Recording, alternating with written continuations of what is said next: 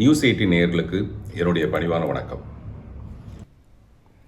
எங்கிருந்து ஆரம்பிக்கிறது, எப்படி ஆரம்பிக்கிறது, இது கொஞ்சம் எமோஷ்னலான பதிவாகவும் இருக்கலாம், தெரியல. ஒவ்வொருத்தருக்கும் ஒரு ஆரா இருக்கும். அது அதாவது ஒரு அவுட்டர் லைன் ஒன்று இருக்கும். எனக்கு அது எப்படி இருக்குன்னா, இந்த மாதிரி விருதுகளால் என்னுடைய வீட்டை அலங்கரிக்கிறதுக்கு நான் அலங்கார பொருட்கள் ஒன்றுமே வாங்கலை. என்கிட்ட இருக்க விருதுகள் மட்டும்தான். நிறைய விருதுகள் இது வரைக்கும் வந்திருக்கு. இப்போ கிடச்சிருக்க இந்த 10 விருது ரொம்ப பெருமையான, அப்புறம் ரொம்ப என்ன சொல்லுவாங்க, டைம்லி கிஃப்ட்னு வாங்கலை, அந்த மாதிரி இது ஒரு சரியான நேரத்துக்கு வந்திருக்க இந்த 10 விருதுகள். அந்த விருதுக்கு நன்றி சொல்கிறதுக்கு முன்னாடி முதல்ல இந்த வருஷத்தில் இந்த 16லேருந்து 22க்குள்ளே விருது வாங்கியிருக்க அனைத்து கலைஞர்களுக்கும், இயக்குநர்களுக்கும், நடிகர்களுக்கும் எல்லாருக்குமே என்னுடைய மனப்பூர்வமான வாழ்த்துக்கள். அந்த லிஸ்ட்டில் பார்த்தீங்கன்னா, சிறந்த நடிகர்கள் விக்ரம் பிரபு, விஜய் சேதுபதி, ஆர்யா, சூர்யா, அப்படி ஒரு பெரிய லிஸ்ட்டு. இந்த பக்கம் ஜோதிகா, மஞ்சு வாரியர், சாய் பல்லவி, கீர்த்தி சுரேஷ், இயக்குநர்களை சுதா குங்குரா, லோகேஷ் கனகராஜ், இந்த மாதிரி பிரபலமான இப்போ பிரபலமாக இருக்கிற நிறைய இயக்குநர்கள், நடிகர்களுக்கு நடுவில் பார்த்திபனோட ஃபோட்டோவும் வந்திருக்கு. அதுதான் எனக்கு ரொம்ப பெருமையாக இருக்குது. அந்த பெருமைன்னு சொல்லும்போதே கொஞ்சம் தடுமாற்றமாக இருக்குது எனக்கு.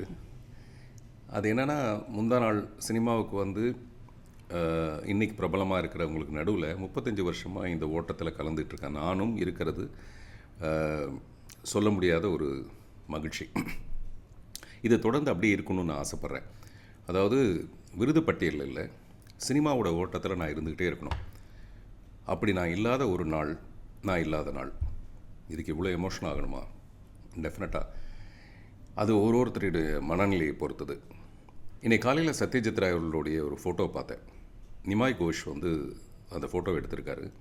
அவர் பாதை தெரியுது பாருன்ற ஒரு படத்தை அவர் டைரக்ட் பண்ணியிருக்காரு. அந்த சத்யஜித் ராய் புகைப்படத்தில் பால்கனியில் அவர் நடந்து வர மாதிரி அழகான ஒரு பூச்செடிகள்லாம் இங்கே இருக்குது. ரொம்ப எளிமையாக, ரொம்ப அழகாக வாழ்ந்திருக்காரு. ஒரு 100 வருஷம் வாழ்கிறவனுக்கு பேர் ஆயுஷ்மானாக இருந்தால், அதுக்கு மேலேயும் கிட்டத்தட்ட ஒரு 500-600 வருஷம் வாழ்கிறவன் ஒரு கலைஞன். அது எப்படி வாழ்கிறான்னா, அவனுடைய படைப்புகள் மூலமாக தான். இப்போது சத்யஜித் ராய் உயிரோடு இருக்கிற மாதிரி தான் எனக்கு ஒரு ஃபீலிங் இருக்குது.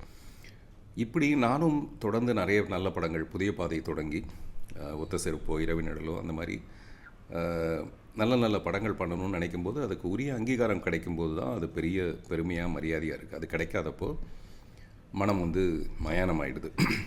நான் இப்போ ஒரு ஷார்ட் ஃபில்ம் ஒன்று எடுக்கலான்னு யோசனை பண்ணியிருக்கேன். எல்லோரும் ஷார்ட் ஃபில்ம் எடுத்துகிட்டு சினிமாவுக்கு வருவாங்க. இப்போ நான் நிறைய படங்களை எடுத்துகிட்டு இப்போ நான் ஒரு ஷார்ட் ஃபில்ம் எடுக்கலான்ட்டு நான் துபாய்க்கு போகிற வழியில் பிரபுதேவா என்னோட வந்திருந்தார். அவர்கிட்ட அந்த ஐடியாவை சொன்னால், ரொம்ப பிரமாதமாக இருக்குது சார், உடனே பண்ணுங்க அப்படின்னாரு. உடனே பண்ணுறதுக்கு முன்னாடி உங்களோட நான் அதை பகிர்ந்துக்கிறேன். அது நிறைய ஹிட்ஸ் கொடுத்து இப்போது மார்க்கெட் இல்லாத ஒரு நாயகன், ஒரு மிகப்பெரிய பிரபலமான ஒரு நடிகருடைய மரணத்துக்கு போகிறாரு. அங்கே இருக்கிற கூட்டம் குறைவாக இருக்குது. அப்புறம் அவர் பீக்கில் இருந்த மாதிரி இல்லை. அவருக்கு மார்க்கெட் போனதுக்கப்புறமேல அவர் ஒரு சராசரியாக ஒரு கேரக்டர் ஆர்டிஸ்ட் மாதிரி மாறிடுறாரு. அதனால் அந்த கூட்டம் அப்படி இல்லை. எனக்கு தெரிஞ்ச மக்கள் திலகம் எம்ஜிஆர் மட்டும்தான் ஒரு உயரிய அந்தஸ்தில் இருந்த ஒரு நடிகராக இருந்து அப்படியே அரசியலுக்கு போய் அங்கே ஒரு உச்சம் பார்த்து அப்படி தான் அவருடைய மறைவு இருந்தது. அது எல்லாருக்கும் நிகழ்கிறது இல்லை. அந்த மரணத்தில் அந்த நடிகனுக்கு ஒரு மிகப்பெரிய ஒரு விஷயம் புலப்படுது. நம்ம ஒரு நேரத்தில் மார்க்கெட்டில் பீக்கில் இருக்கோம், அப்புறமேல மெதுவாக சரிஞ்சு அப்படியே ஒதுங்கி அப்புறம் கேட்பாரற்ற ஒரு நிலைக்கு மாறிடுறோம். மறுபடியும் எப்படியாவது கஷ்டப்பட்டு ஒரு படம் பண்ணணுன்னா, அந்த நாயகன் கஷ்டப்பட்டு ஒரு பெரிய படம், கமர்ஷியல் படம் பண்ணி அதோட மாபெரும் வெற்றி விழா நேருண்டோர் ஆடிட்டோரியம் மாதிரி ஒரு இடத்துல ஒரு பெரிய விழா நடக்குது. அதில் அந்த நாயகன் நடந்து வரும்போது அவனுக்கான கிளாப்ஸு, ஆரவாரம், விசில் எல்லாமே பெரிய லெவலில் இருக்குது. அவன் மேடை ஏறி பேசுகிறான். அவன் என்ன சொல்கிறான்னா, என்னுடைய கடைசி நிமிஷம் வரைக்கும் இந்த ஆரவாரமும் கிளாப்ஸும் விசிலும் இருக்கணும்னு ஆசைப்பட்றேன். அது முடியுமான்னு எனக்கு தெரியல. ஆனால் நான் கிரிமினலாக அதுக்கு ஒரு நல்ல யோசனை ஒன்று பண்ணியிருக்கேன்.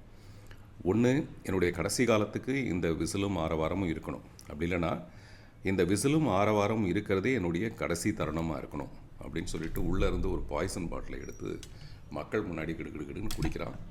மக்கள் பயங்கர ஷாக்காகி அப்படி எழுந்திருக்கிறாங்க. அவன் சொல்கிறான், என்னுடைய வாழ்க்கைன்றது உங்களோட தான், அது உங்களோட தான் முடியும்னு ஆசைப்பட்றேன்னு சொல்லிட்டு அப்படியே சுருண்டு விடுறான்.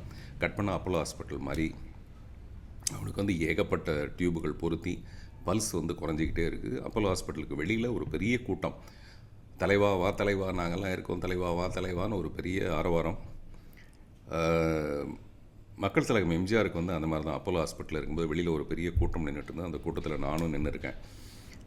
இப்போது அவன் மேலே ரொம்ப அபிமானம் உள்ள ஒரு பெண்மணி, ஒரு இளம் பெண்மணி, அது யாருக்குமே தெரியாத ஒரு காதல். அந்த பெண் உள்ள வரா. அவனை காப்பாற்ற முடியாதுங்கிற மாதிரியான டாக்டர்ஸோட எக்ஸ்ப்ரெஷனை பார்க்குறா. அந்த ரூம் வந்து ஃபுல்லி க்ளோஸ்டு. அவன் நேராக போகிறான். அந்த ஜன்னல்லாம் திறந்து விட்றா, கதவெல்லாம் திறந்து விட்றா, கர்ட்டன்லாம் திறந்து விட்றா. அவங்களுக்குலாம் ஒன்றும் புரியல. நேராக போகிறா. அவனோட பொருத்தப்பட்டிருக்க ஆக்சிஜன் டியூப்லேருந்து நிறைய டியூப், அது எல்லாத்தையும் பிடுங்கி கீழே தூக்கி போடுறா. யாரும் தடுக்க முடியாத மாதிரி ஒரு அதிர்ச்சியில் அப்படி பார்க்குறாங்க. இப்போ ஜன்னல் வழியாக கீழே அந்த ரசிகர்களுடைய சத்தம், வா தலைவா, நான் இருக்க தலைவா, வா தலைவான்னு சொல்லிட்டு அவங்க கத்துற அந்த ஆரவாரம் வந்து மெதுவாக அவனுடைய காதுகளில் கேட்குது. இப்போ அந்த பல்ஸ் வந்து மேல் எழும்புது, பட முடியுது. இது வந்து நம்ம வேறு என்ன சொல்கிறது, உள்ள கிடக்கு, உள்ள என்னெல்லாம் கிடக்கோ அது எல்லாத்தையும் எப்படி வெளியில் கொண்டு வரதுங்கிற மாதிரியான ஒரு எண்ணத்தில் இந்த மாதிரி ஒரு படம். இது வந்து உண்மையான மனநிலை தான். அப்படி டீன்ஸ் வெளியாகி 1.5 வருஷம் ஆகிடுச்சு. இன்னும் நான் அடுத்த படத்தை துவங்கவே இல்லை. நான் வந்து யாரோ ஒரு தயாரிப்பாளரோட சேர்ந்து படம் பண்ணலான்னா, தயாரிப்பாளர்களுக்கு என்ன வேணும்னா கடைசியாக அவர் என்ன ஹிட்டு கொடுத்தாரு, அவர் எவ்வளோ திறமைசாலி அப்படின்லாம் கிடையாது. இதில் நிறைய அவமானங்கள். சில பேரால் படம் பண்ண முடியலன்னு சொல்ல மாட்டாங்க. அது வந்து நான் முதல்ல சான்ஸ் தேடி அலையும் போது 7ஆம் தேதி வா, 15ஆம் தேதி வா, அப்புறமேல 28ஆம் தேதி வா, முடிஞ்சால் 33ஆம் தேதி வான்னு சொல்லுவாங்க. அந்த மாதிரியே இப்போது அது வந்து அது இன்னும் கொஞ்சம் அழகாக, இது ஒரு 5 ஸ்டார் ஹோட்டலில் இப்போ நடக்கிற ஒரு ஏமாற்று வேலையாக, முடியலன்னு சொல்லாமே அதில் அவங்களுடைய தயக்கத்துக்கு காரணம் நமக்கு நல்லா தெரியும். அதனால் ஒரு பெரிய வெற்றி படத்தை கொடுத்துட்டு தான் மறுபடியும் வேறு யார் கூட சேர்ந்து படம் பண்ணலாங்கிற லெவலுக்கு மனசில் வந்து கொஞ்சம் சங்கடங்கள் இருக்கிற நேரத்தில் இந்த விருது வந்து என்னை ரொம்ப உற்சாகப்படுத்தியிருக்கு, ஊக்கப்படுத்தியிருக்கு. 1 இல்லை 10 விருதுகள். மாவீரன் கிட்டு அந்த படத்தில் ஒரு சிறந்த குணச்சித்திர நடிகருக்கான விருது. அதுக்குரிய நன்றி வந்து இயக்குனர் திரு சுசீந்திரன் அவர்களுக்கு. ஒத்த செருப்பு என் மனசுக்கு நெருக்கமான விருது கொடுக்கலன்னா நான் சண்டைக்கு போகிறேன்னு எல்லாரும் சொல்லக்கூடிய அந்த படத்துக்கு 4 விருது கிடச்சிருக்கு. சிறந்த படம் 2வது பரிசு, அதுக்கப்புறம் சிறந்த நடிகர், சிறந்த இயக்குனர், அப்புறம் சிறந்த எடிட்டர் சுதர்சன், இப்படி ஒரு 4 விருதுகள் கிடச்சிருக்கு. அடுத்து இரவின் நிழல். இந்த படம் வந்து இன்னொரு 20 வருஷம் ஆகுமோ என்னமோ தெரியல இந்த படத்துக்கான உரிய மரியாதை கிடைக்கிறதுக்கு. இந்த படத்தை பற்றி நான் நினைக்கும் போதே இதில் நன்றிக்குரியவர்கள் ஒரு 5-6 பேர் இருக்காங்க. அவனை நான் கட்டாயமாக சொல்லணும். ஒத்த செருப்பு மாதிரி ஒரு படத்தை பார்த்துட்டு இந்த மாதிரி ஒரு நல்ல படம் பண்ணணும்னு ஆசைப்பட்டு என்னுடைய தயாரிப்பாளராக முதல்ல எனக்குள்ளே வந்தவர் வந்து திரு கால்டுவெல் வேல் நம்பி. அவர் மூலமாக பாலா சுவாமிநாதன், பிஞ்ச் ஸ்ரீனிவாசன், அன்ஷு பிரபாகர், ரஞ்சித் தண்டபாணி, இந்த மாதிரி அமெரிக்காவில் இருக்கிற என்னுடைய நண்பர்கள் இந்த படத்துக்கு ஒரு பொருளுதவியாகவும் பேருதவியாகவும் இருந்திருக்காங்க. அவங்க எல்லாருக்கும் இந்த நேரத்தில் நான் என்னுடைய மனப்பூர்வமான நன்றியை தெரிவிச்சுக்கிறேன். நாகர்கோயிலில் வந்து ஒரு நண்பர் விஜய்ங்கிற ஒரு நண்பர் வந்து இந்த படத்தை பற்றி அலசி ஆராய்ஞ்சி இந்த இரவின் நிழல் ஏன் கொண்டாடப்படணும் அப்படிங்கிறதுக்கான, ஆனால் எதிர்மறை விமர்சனங்களுக்கெல்லாம் அவர் வந்து பதில் சொல்லியிருக்காரு. அதில் எனக்கு விருப்பம் இல்லை. நான் எப்போவுமே எதிர்மறை விமர்சனங்களுக்கு வந்து நான் பதில் சொல்கிறது இல்லை. என்னுடைய வேலை நான் அந்த படத்தை எடுத்து முடிக்கிறது. அந்த மாதிரி அதே மாதிரி இவனில் இருக்கிற ஒரு வசனத்தை இப்போ நான் சமீபத்தில் ஒரு நண்பர் வந்து அது எவ்வளோ பிரமாதம்னு சொல்லியிருந்தார். அதே மாதிரி கோபிநாத்னு ஒரு நண்பர் கனடாவில் இருந்து அவர் வந்து பார்த்திபன் இந்த இண்டஸ்ட்ரிக்கு எவ்வளோ அவசியம் அப்படின்னா அவங்க பதிவு பண்ணியிருந்தாங்க. அதெல்லாம் பார்க்க நம்ம ஒன்றுமே செய்யலை, எதுவும் கிழிக்கலை அப்படிங்கிற மாதிரி ஒரு மனநிலை வரும்போது அதெல்லாம் ஒரு உற்சாகமாக இருக்குது. அப்படி இருக்கும்போது தமிழக அரசோட இந்த 5 விருதுகள் இரவின் நிழல் படத்துக்காக.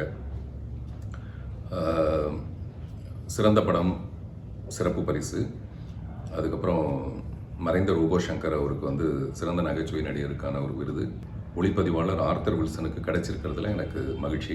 அதே மாதிரி முதல் முறையாக பின்னணி பாடியுள்ள ரஹ்மான் சாருடைய டாக்டர் கத்தீஜா ரஹ்மானுக்கும் ஹரிச்சரனுக்கும் இது கிடைச்சிருக்கு.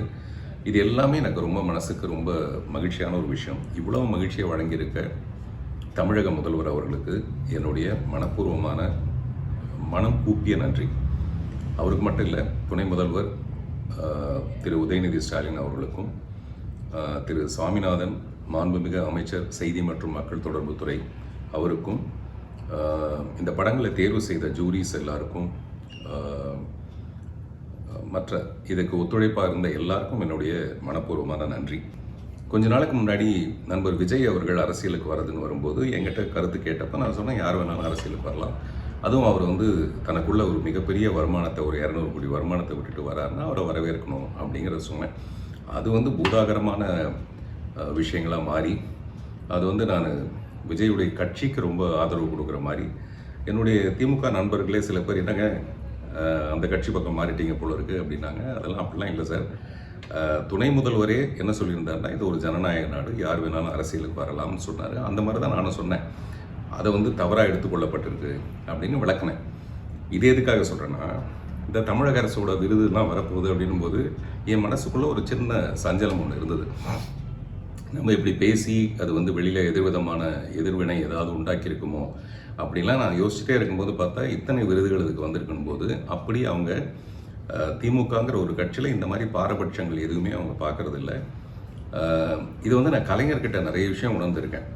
திரு சோ அவர்கள் வந்து அவருக்கு எதிர்ப்பாக எவ்வளோ கருத்து சொன்னாலும் சோ வீட்டு திருமணத்தில் முதல்ல போய் நிற்கிறவர் வந்து கலைஞராக இருப்பார்.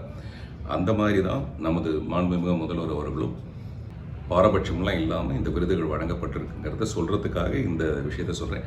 சில நேரத்தில் இந்த மாதிரி நான் பேசி தேவையில்லாமல் வம்பில் மாட்டிக்குவேன். ஆனால் நான் சொல்ல நினைக்கிறத நான் சொல்லணும்னு ஆசைப்படுவேன். அதில் எனக்கு ஒரு தயக்கமும் கிடையாது. ஊக்கமாகவும் உற்சாகமாகவும் எனக்கு கிடைச்சிருக்க, என்னுடைய சுவாசத்தையே கொஞ்சம் சுவாரஸ்யமாக்கியிருக்க இந்த விருதுகளுக்கு தமிழக அரசுக்கு என்னுடைய மனப்பூர்வமான நன்றி. வாழ்த்துக்கு நன்றி. நியூஸ் 18.